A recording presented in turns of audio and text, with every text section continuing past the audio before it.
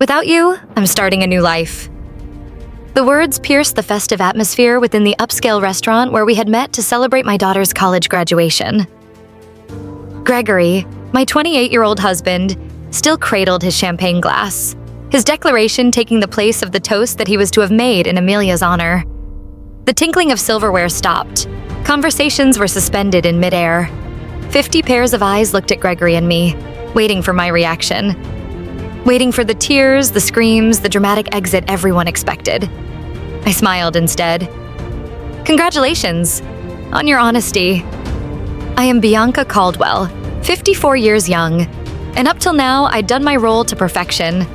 The perfect wife, the overindulgent mother. I'd put my career on hold to shepherd Gregory through 3 entrepreneurial disasters, 2 career shifts, and countless finding himself moments." I mentioned our precious daughter Amelia, who sat beside me now, her graduation cap still firmly in place, her face fixed in shock. Out of the corner of my eye, I noticed Cassandra Wells, Gregory's much younger mistress, squirm uncomfortably at the back table. She was with people I had once called friends who had known all along but had not warned me. Cassandra, who had been a part of our holiday gatherings. Cassandra, who had called me once to seek career advice. With serene, honed calmness, I delved into my handbag and pulled out a cream envelope sealed. I placed it on the plate next to Gregory. "What is it?" he insisted, his victorious smile faltering. "Something for you to read later," I replied icily. I moved to Amelia, her complexion white. I kissed her cheek. "I am so proud of you, sweetheart. Today is still your day." And then I stood, adjusted my gown, and addressed the amazed crowd. "Please, enjoy your meal. I hope you all have a pleasant afternoon." And that was it. I walked away, my head held high, 50 sets of eyes upon me as the heavy door groaned shut behind me. Outside, the August heat closed in around me like a wall, but for the first time in years, I could finally breathe. The door swung open behind me. Gregory's voice, now not as strong but high and desperate, called out, "Bianca, what the devil is this? What have you done?" I kept walking, a small smile playing on my lips. He had no clue. That envelope contained the first chapter of my well-thought-out plan, the beginning of my tale in dark revenge book. I'd been the practical wife in our marriage for years. While Gregory chased pipe dreams and risky ventures, I held our home steady. I was the one who quietly invested in Amelia's education when he wasted money investing in his friend's doomed restaurant. I was the one working overtime as a finance manager with Trevanta Corp when his midlife crisis prompted him to abandon his secure employment to pursue his passion for craftsman furniture, a passion that did not endure 6 months before he bored. And my aspirations? Opening a consultancy to help women take charge of their money? Those were always put on the back burner. After Amelia finishes school, after Gregory stabilizes, after. But 3 months ago, I sensed something. Slight, under-the-radar payments going through our accounts. To everyone else, they'd be impossible to detect. But not to me. I had spent over 20 years working with money. I could smell fraud from a mile away. I didn't accuse him. Not yet. I dug quietly instead. What I found was worse than I could have dreamed. Gregory had been sending money into a hidden account for over a year. He'd been taking us out to eat, spending money on jewelry for Cassandra, even purchasing beachfront property, all while telling me we had to cut back in order to prepare for retirement. Then there were the text messages, left open on his phone by mistake. Messages about their marriage, messages about how he was finally free. Messages about the day after Amelia's graduation, the day he had earmarked as his dramatic departure. But Gregory got one detail wrong. I wasn't a wife. I was a financial expert. I knew how to track money, disclose assets, and build a case. And something he didn't remember: our prenuptial agreement of 28 years ago. Ironically, Gregory had been the one who had insisted that it be done to keep his future earnings secure. But part of that agreement had been a fidelity clause, a clause that would ultimately be his destruction. While Gregory was scheming with Cassandra, I spent months amassing my weapons, consulting attorneys, tracing each secret transfer, collecting evidence of their affair, and preparing for divorce proceedings. I timed everything just perfectly.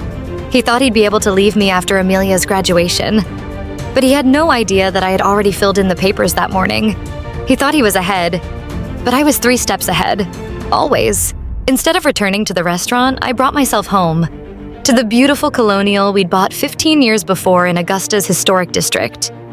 The same house Gregory had already promised Cassandra, according to the texts he never thought I would ever see. I pulled up to the driveway and stepped out of the car. The house was still the same. Family photos on the wall, my dad's antique grandfather clock, the leather sofa creaking with all the history it held. But this was no longer Gregory's home. Not if my plan worked the way I desired. This was where my story began, the beginning of Dark Revenge Book.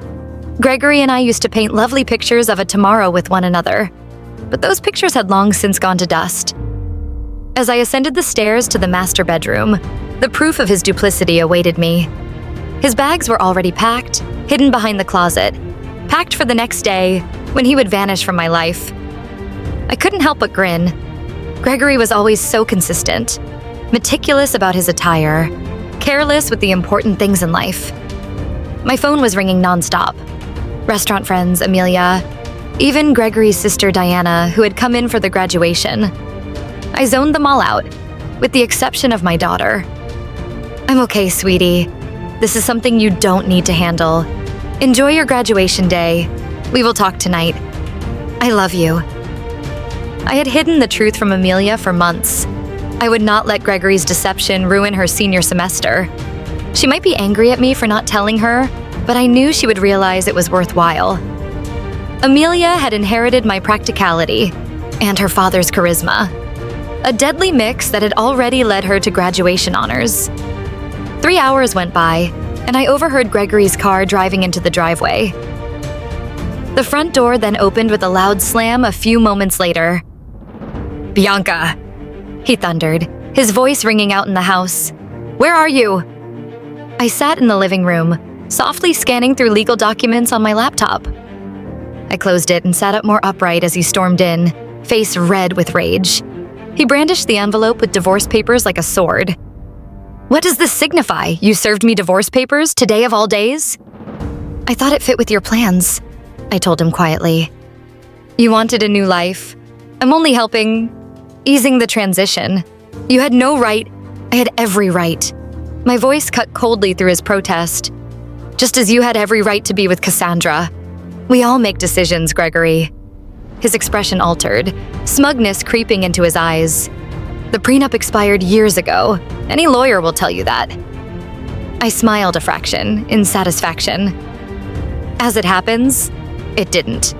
Section 12 specifically says the fidelity clause is binding for the duration of the marriage. Your lawyer should have advised you on that. Oh wait, yours didn't hire one, did they? The color leached from his face. Reality was sinking in. The same prenup he had insisted on years before, designed to protect his wealth, would now take it all away. The house, the summer home in Savannah, his share of our retirement funds. Gregory's big public gesture at the restaurant had just lost him the most expensive blunder of his life. "You can't do this to me," he gasped, collapsing onto the couch. "We built this life with you," I informed him bluntly. "And you chose to destroy it, just not in the manner you envisioned." His phone was still ringing steadily in his pocket. He glared at it but did not answer. Cassandra, clearly, worried because he hadn't stayed within the plan they'd rehearsed to the letter. "You've never been anything but a calculating Bianca," he growled. "But this is heartless.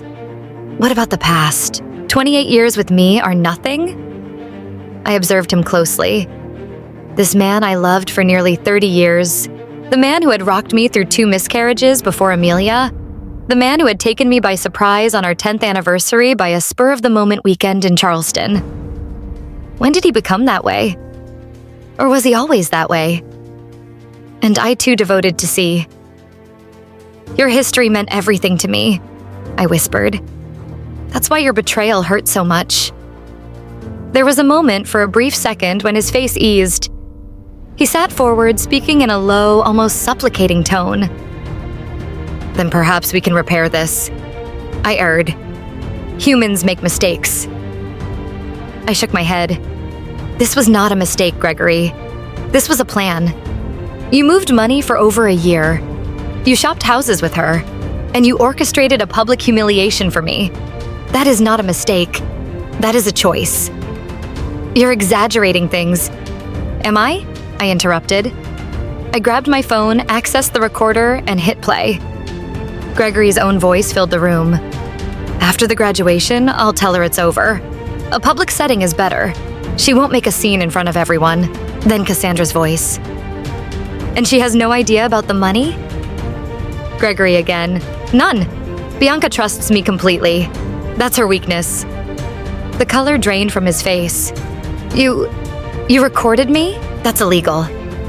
Not in Georgia, I replied suavely. Provided both are willing. And when it occurs in your own house? Legally acceptable. Don't worry, Gregory. I didn't record your private scenes with Cassandra. I'm not cruel. Just the rest of the others regarding your little ruse to swindle me. He jumped out of his chair, disturbed. I need to place some calls. Of course, I said, standing to take my overnight bag. Your lawyer is likely the place to start. I'll be staying over at Diana's. His head snapped toward me. Diana's? My sister's? I nodded. She's really upset with you, actually.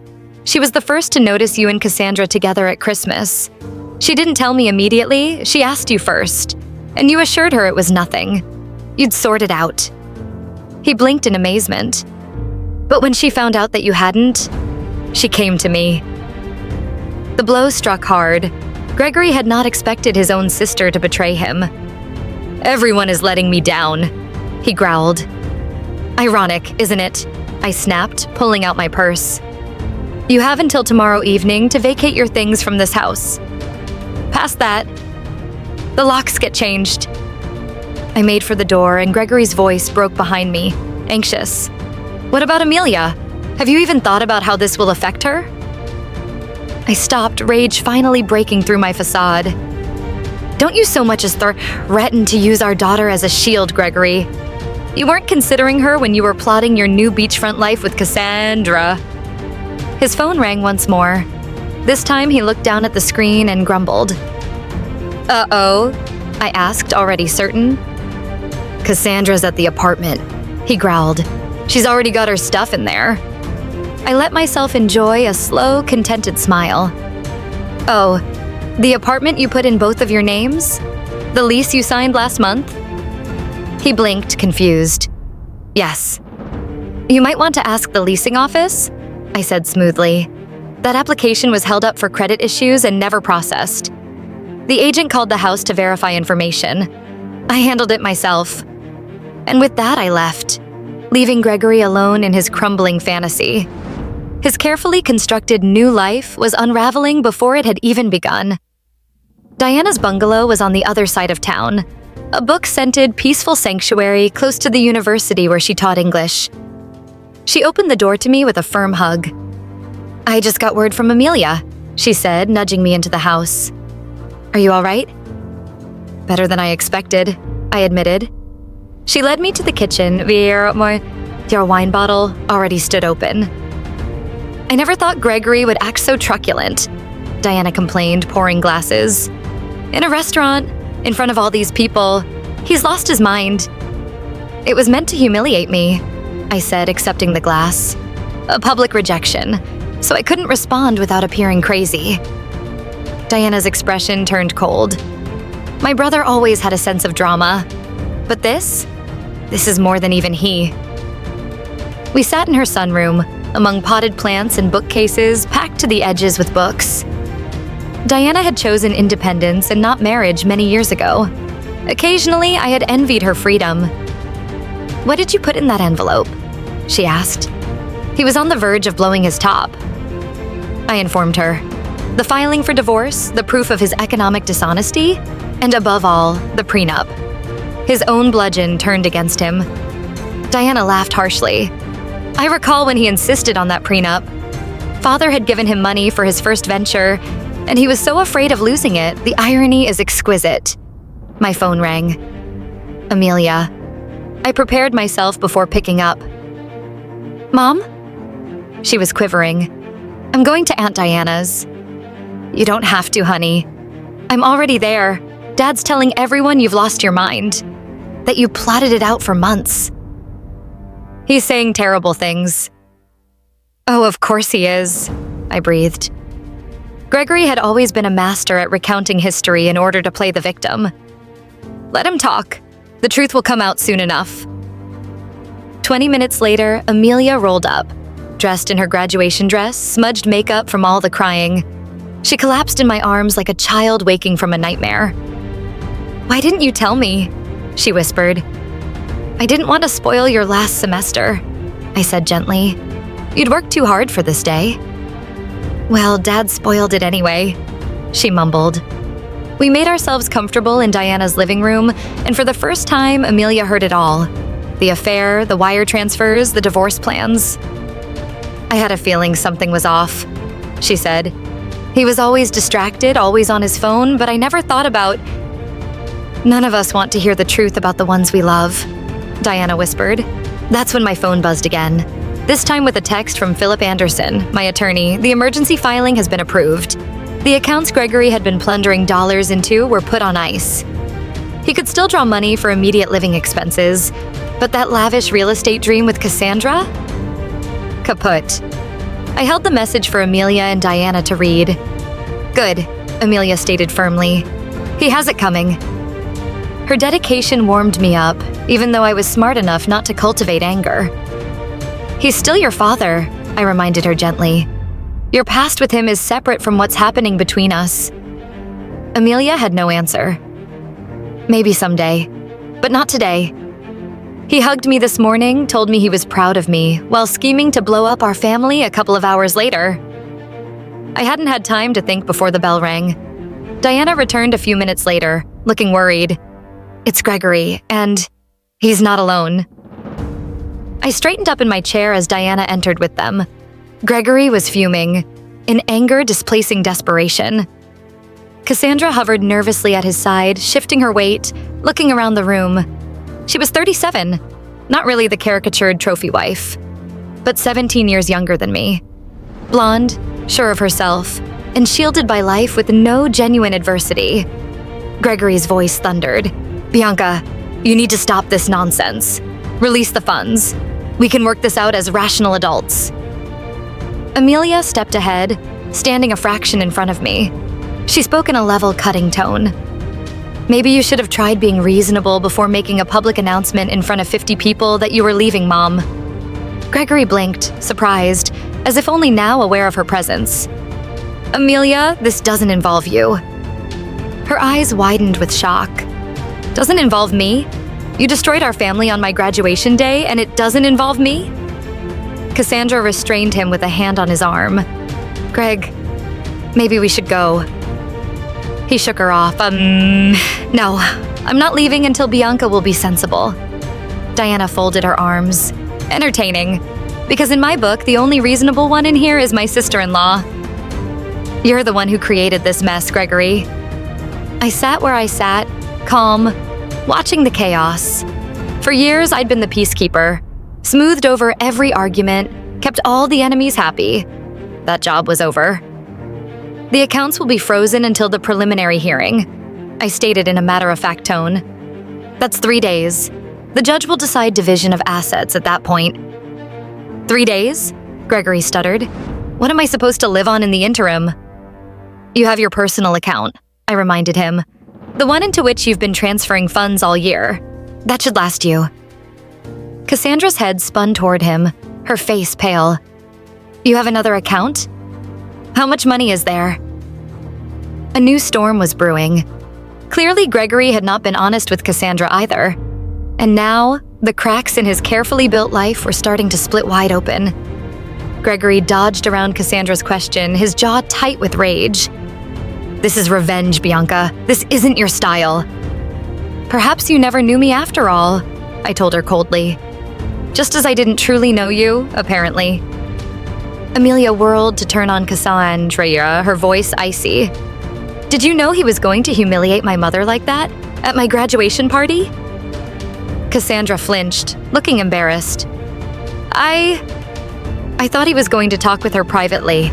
The announcement today? I did not expect that." Gregory exchanged a look of betrayal with her. Their united front was already showing signs of fraying. "I think you both need to leave," Diana said firmly. "You've disturbed Amelia quite enough today." "Amelia," Gregory pleaded, "you know relationships change. People drift apart sometimes." But my daughter's expression hardened in a way that I had never before seen. "What I do know is that you're a coward. You wouldn't even let Mom have the respect of a private conversation. What I do know is that while I was working 2 jobs so that I could pay for my textbooks, because you told me you were strapped for cash, you were stealing from us." "That's not how it was," Gregory stuttered. "It's just the way it was," Amelia scoffed, halting him. "Go, Dad. I don't even want to see you." The silence was oppressive. Finally, Gregory faced the door, Cassandra trailing after him like a shadow. But he didn't move out of the room. His eyes met mine. "This isn't done, Bianca. I'll contest you on this." I met him back straight. "You're welcome to try." When the door shut, Amelia crumpled into me, tears spilling down her cheeks. I've never spoken to Dad like that before. I wrapped my arm around her shoulders. Sometimes standing up for what's right hurts, but it's still the right thing to do. Diana reappeared with fresh glasses of wine. She lifted hers in a quiet toast.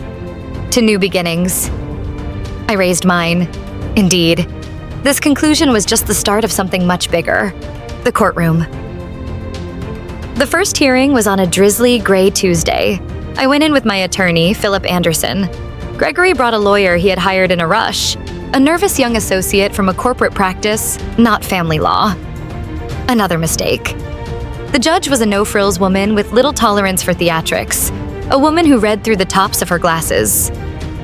"This agreement appears to be in order," she said, scanning the pages through the tops of the glasses. "Do you dispute its validity?" Gregory's lawyer cleared his throat nervously. "Your Honor, we believe the contract has expired given the length of the marriage." The judge cut him off, quoting, "Section 18 clearly states, the agreement is valid for the duration of the marriage and any proceedings on account of its expiration. No end date." Gregory shifted forward, muttering under his breath to his lawyer, who was visibly frantic. The judge's voice grew icy. Furthermore, the evidence of systematic transfers appears to be in contravention of disclosure requirements under Section 23. Therefore, I am maintaining the freeze on joint accounts until discovery is final. Mr. Caldwell's sole account remains accessible. The family home will remain with Mrs. Caldwell pursuant to the infidelity clause. Gregory's face turned red with rage. "This is outrageous," he growled. The judge's eyes narrowed. "Mr. Caldwell, I suggest you go over the contract you signed. This court will reconvene in 30 days for the hearing." Gavel. Done. In the corridor, Gregory tried again, voice quieter, pleading. "Bianca, please. 28 years together must count for something." I stood firm, voice steady but flat. "It did. It meant everything. Until you chose it no longer did." And I departed, leaving him alone in the courthouse corridor, battered by the fruits of his own choices, the fallout. Word spread quickly in our social circle. Friends called, some commiserating, others asking for morsels. I was kind, fielding only. "Gregory and I are breaking up. These things happen." While Gregory's carefully constructed mask was crumbling, the persona he'd created, successful business leader, devoted family man, was evaporating before all eyes. The cash crunch strangled his schemes. The sale of the beachfront property was murdered. The luxury car he'd put a down payment on had to be rescinded. Cassandra, disillusioned, departed within 2 weeks. "She didn't sign up with an operator with money problems," Diana said, half humorously. Gregory's grand promises must have been smoke and mirrors. I wasn't surprised. Gregory always excelled at illusions. My new beginning, as his world crashed, I started constructing mine quietly. I leased a small office in the city center and opened up the consultancy I'd fantasized about for years. Divorcees, widows, career changers, they showed up for advice on how to manage their money. My practice took off, word of mouth propelling my name further than I had imagined. For the first time in decades, I wasn't merely getting by. I was thriving. Amelia, who was new to working for a Charleston marketing firm, called me consistently. One evening, her voice was full of pride. "Mom, I'm proud of you. You're helping people at their worst. You took Dad's betrayal and turned it into something strong." And she was right. Gregory thought he'd written the end of my story, but actually he wrote the beginning. For the beginning of my own chapter. For the beginning of Dark Revenge Book. "I'm just doing what I wanted someone to do for me," I said to a client one day, prepping women for whatever comes next, being respected for my expertise instead of my concern. This is a new, empowering experience. That sense of power carried me through the day of the final divorce hearing, a day that was symbolically pathetic. It happened on what would have been our 29th wedding anniversary, the final end to a chapter nearly 3 decades long. Gregory looked emaciated, the lines of arrogance erased by exhaustion. I later learned that his company was on the brink of bankruptcy without my financial guidance. Cassandra had been gone from him years ago, already on the arm of a Savannah real estate tycoon. And most of our so-called mutual friends had also drifted away after discovering the depth of his deceit. The judge's ruling was swift. His favorite shield, the prenuptial agreement, was upheld in full. Gregory left with nothing but his own belongings, his crumbling business, and the residue of his private account. What remained after his attorney's fees. Barely enough to be eligible for a 1-bedroom apartment. I retained the family home, my retirement nest egg, and 70% of all our joint investments, just as the agreement had stipulated in cases of adultery. The irony was almost sublime. The very same agreement Gregory had long ago bullied me into signing to protect himself was now his ruin. As we exited the courtroom, Gregory approached me for the final time. His voice was gentle, almost vulnerable. "I did a terrible thing. Could we—" "No," I interrupted him, firm but gentle. "That door is closed." He paused and then nodded. "I understand. I wish you well, Bianca. You deserve it." For once, I believed that he did. It was maybe the first time in all these years that he had ever spoken the truth to me. 6 months later, Caldwell-Sin. Financial Transitions was thriving. What began in a small leased suite had grown to a standard-sized business with a larger suite and 2 partners. Women came to me from all walks, divorcees, widows, professionals between jobs. I set them up to get not just their finances, but their futures. Amelia, by frequently with her head held high. She joked with me one afternoon, "You know what's ironic, Mom? Had Dad just been honest to begin with, he could have kept half of it all." "Sometimes people are unable to see past what they want at the moment," I said with a small smile.